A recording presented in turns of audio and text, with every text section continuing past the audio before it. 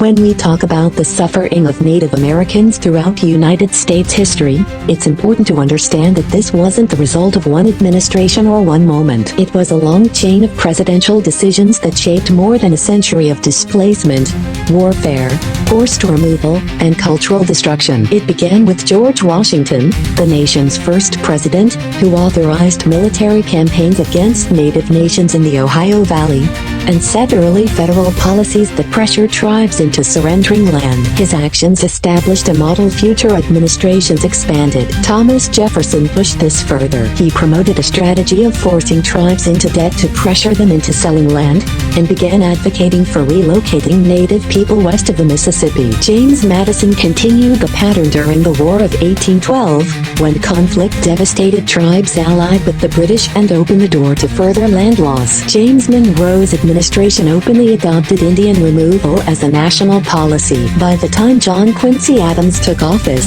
the federal government was already negotiating treaties that many tribes signed under pressure and duress. Then came Andrew Jackson, the president most associated with Native American suffering. He drove the Indian Removal Act of 1830, ignored Supreme Court rulings protecting tribal sovereignty, and forced the relocation of the Cherokee, Muskogee, Seminole, Chickasaw, and Choctaw peoples. His successor, Martin Van Buren, executed the removals with brutal efficiency. Under his orders, thousands of Cherokee were rounded up and marched west in what became known as the Trail of Tears. After that, John Tyler continued forced removals throughout the Southeast and Midwest. James K. Polk's expansionist drive during the Mexican-American War displaced many Native nations across the West. Zachary Taylor, who had fought Native nations as a general, supported aggressive Western settlement. Franklin Pierce approved treaties that stripped more tribal lands, especially in the Midwest and Pacific Northwest. James Buchanan allowed territorial governments to violate indigenous rights, and federal policy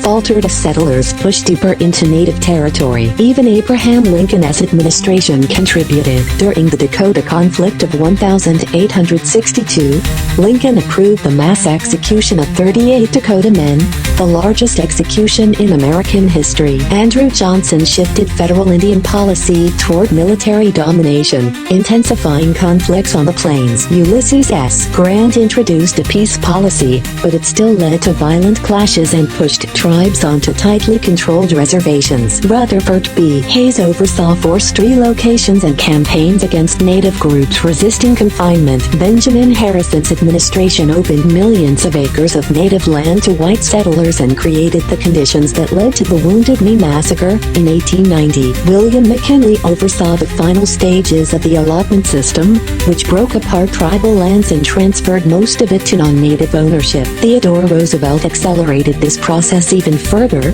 praising the breaking up of tribal land and supporting policies that reduced Native territory even more drastically. Across these administrations, from Washington through Roosevelt, presidential decisions repeatedly stripped Native Americans of land, autonomy, and basic rights. Each leader played a part in a long and painful history, a history that reshaped the continent and continues to affect Native communities today.